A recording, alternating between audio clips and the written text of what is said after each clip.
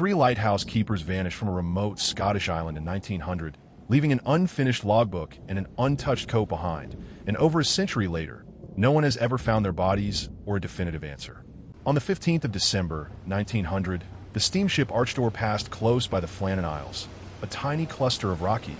uninhabited islets scattered far out in the wild Atlantic waters west of the Outer Hebrides in Scotland. And the ship's captain later reported something that struck him as deeply wrong, that the newly built lighthouse, standing on the tallest of the islands, a place locals had long called the Seven Hunters, was completely unlit despite the fact that darkness had already fallen and the light should have been burning steadily out across the water, as it always did. The captain dutifully reported the unlit beacon once his ship reached port. Yet due to poor weather and the sheer remoteness of the islands, no relief vessel was able to reach the lighthouse for several more days. Finally arriving on the morning of the 26th of December, when the supply ship Hesperus approached the landing stage beneath towering cliffs to deliver relief, keeper Joseph Mor along with fresh provisions for the 3 men stationed there. Mor, growing increasingly uneasy as no one came out to greet the approaching boat despite the usual custom of keepers watching for the relief vessel's arrival, went ashore alone and climbed the steep path toward the lighthouse itself, finding the entrance gate and the main door both closed, the beds unmade, and the interior kitchen clock stopped completely still, its hands frozen at a time nobody could ever definitively explain. All 3 keepers assigned to the station, head keeper James Duckett, his second-in-command Thomas Marshall, and occasional keeper Donald MacArthur, who was filling in for another man on sick leave, had simply vanished without any trace whatsoever, leaving behind a lighthouse that appeared otherwise completely intact and undamaged. Mor signaled frantically back to the Hesperus for reinforcements, and once additional crew members came ashore to conduct a more thorough search of the tiny island, they discovered a scene that has fueled speculation and debate for more than a century since. The official logbook contained entries describing severe storms battering the island in the days leading up to the disappearance. Yet meteorological records checked afterward showed no storm activity recorded anywhere in the surrounding region during that particular window of time, a discrepancy that researchers have never been able to fully resolve one way or the other. Investigators found 1 full oilskin coat and a full set of waterproof gear still hanging undisturbed inside the lighthouse, suggesting that whichever man had gone outside last had left in such urgent haste that he did not stop to put on the standard protective clothing that keepers always wore before facing the open elements. A detail many later researchers have found especially unsettling given how routine and ingrained that safety habit would have been for experienced lighthouse men. A rope and a box of supplies stored at the western landing point, positioned significantly higher above the water line than anyone would normally expect waves to reach, were found damaged and displaced, while an iron railing near that same landing area had been visibly bent and twisted, evidence that pointed toward some kind of immense wave or violent wall of water striking that section of the island with tremendous force at some point recently. Robert Muirhead, the official superintendent sent by the Northern Lighthouse Board to investigate the disappearance in person, concluded after his examination that the most likely explanation involved 1 or more of the keepers going down to secure equipment and provisions at the western landing during rough seas,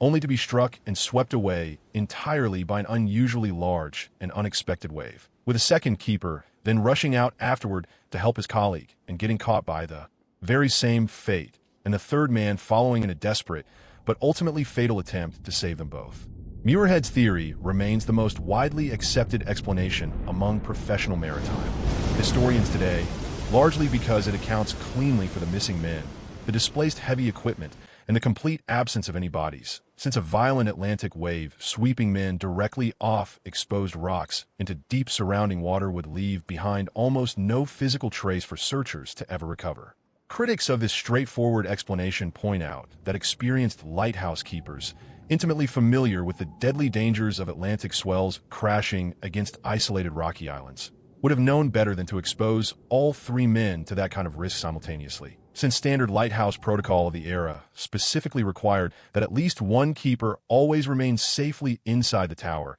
at all times regardless of circumstances outside. This apparent violation of standard safety procedure has fueled decades of alternative theories, ranging from the relatively mundane, such as a sudden onboard argument escalating into violence between the men, to considerably more sensational claims involving sea monsters, foreign spies, or the supernatural forces long associated in local folklore with the remote and treacherous Flannan Isles themselves, which Hebridean islanders had considered mysteriously haunted for generations even before the lighthouse was ever constructed there. The poet Wilfred Wilson Gibson published a widely read poem simply titled Flannan Isles in 1912, a haunting literary work that vividly describes searchers finding an untouched meal still sitting on the table and an overturned chair inside the abandoned lighthouse. Dramatic details that have since become deeply embedded in popular retellings of the story, despite the fact that no official investigation report from the time actually documented any such untouched meal or dramatically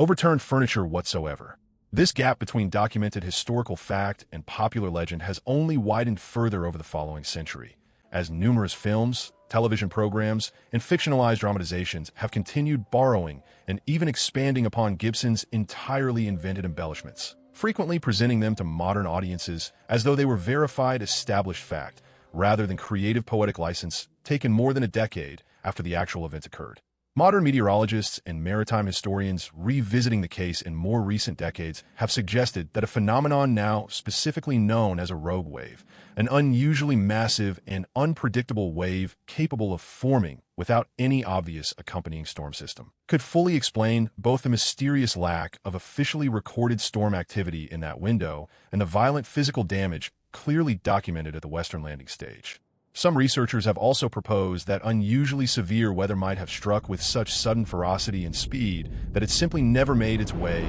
into any official regional meteorological records of that particular era, given the comparatively limited weather monitoring infrastructure that existed across such a genuinely remote stretch of the northern Atlantic in 1900. Conspiracy-oriented theories proposing that the keepers were secretly abducted, deliberately murdered, or otherwise silenced by outside parties for some hidden reason have persisted in certain corners of popular culture for well over a century now. Yet no credible physical evidence has ever actually emerged to meaningfully support any of these more sensational alternative explanations over the comparatively simpler wave-based theory favored by most professional investigators. The Northern Lighthouse Board ultimately closed its official investigation without ever reaching a fully definitive conclusion, formally listing the specific cause of the three keepers' deaths as unknown, a deliberately cautious classification that remains unchanged in the official historical record to this very day. The Flannan Isles lighthouse itself continued operating for many decades afterward, eventually converting to fully automated, unmanned operation in 1971, meaning no human keeper has been permanently stationed on that remote and unforgiving rock for well over half a century now. Visiting sailors, fishermen, and maritime historians who have traveled out to the isolated islands in the years since consistently describe an atmosphere of profound isolation and lingering unease surrounding the old lighthouse structure. Even though the vast majority acknowledge quite openly that this eerie feeling likely stems primarily from knowledge of the tragic story itself, rather than from anything more genuinely supernatural in nature. Genealogical researchers who later traced the personal histories and family backgrounds of all three missing keepers found no evidence whatsoever of any financial troubles, ongoing interpersonal conflicts, or documented personal grievances among the men that might otherwise help explain any kind of deliberate violent altercation occurring between them that fateful night. The case remains formally unsolved to this day, regularly cited by historians and folklorists alike as one of the most enduring and genuinely unexplained maritime mysteries in modern British history. A real, extensively documented incident that nonetheless continues generating vigorous debate among professional experts more than a full century after the three keepers of that remote and windswept lighthouse first vanished without any definitive trace, leaving behind only a burning question that has never once been fully answered. What exactly happened out there on that isolated rock in the wild North Atlantic during those cold December days in 1900? If you enjoyed this story, like and subscribe for more real, unexplained mysteries.